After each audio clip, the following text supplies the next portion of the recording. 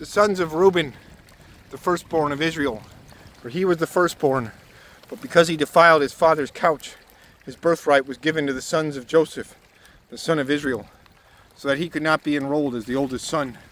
Though Judah became strong among his brothers, and a chief came from him, yet the birthright belonged to Joseph.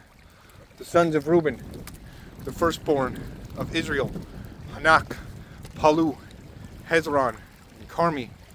The sons of Joel, Shemaiah his son, Gog his son, Shimei his son, Micah his son, Raiah his son, Baal his son, Bera his son, whom Tiglath-Pileser, king of Assyria, carried away into exile. He was a chief of the Reubenites, and his kinsmen by their clans, when the genealogy of their generations was recorded. The chief, Jael, and Zechariah, and Bela, the son of Azaz, the son of Shema, the son of Joel, who lived in Eror as far as Nebo and Baal-Maon. He also lived to the east as far as the entrance of the desert, this side of the Euphrates, because their livestock had multiplied in the land of Gilead. And in the days of Saul, they waged war against the Hagrites, who fell into their hand, and they lived in their tents throughout all the region east of Gilead.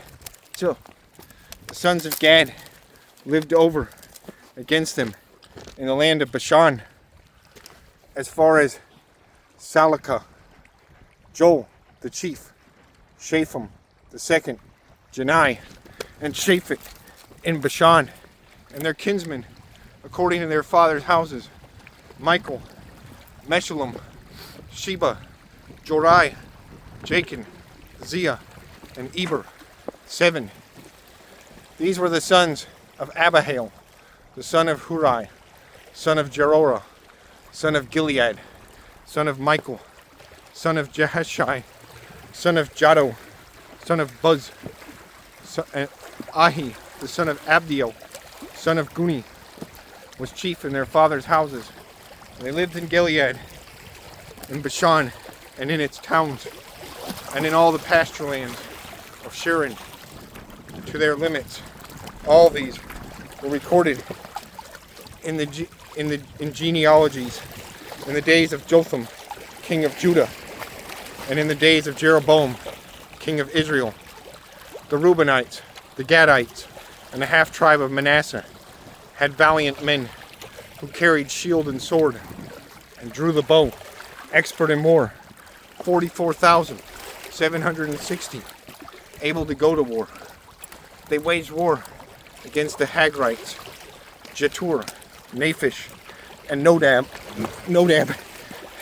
And when they prevailed over them, the Hagrites and all who were with them were given into their hands, for they cried out to God in the battle, and he granted their urgent plea, because they trusted in him.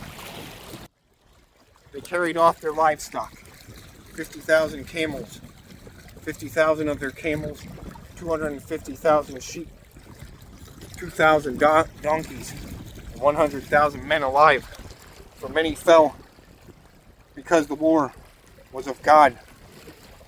And they lived in their place until the exile. The members of the half-tribe of Manasseh lived in the land.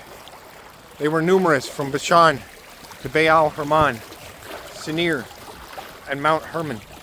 These were the heads of their fathers' houses: Epher, Ishai, Ishi, Eliel, Azriel, Jeremiah, Hodaviah, and Jadiel, mighty warriors, famous men, heads of their fathers' houses. But they broke faith with the God of their fathers and whored after the gods of the peoples of the land, whom God had destroyed before them.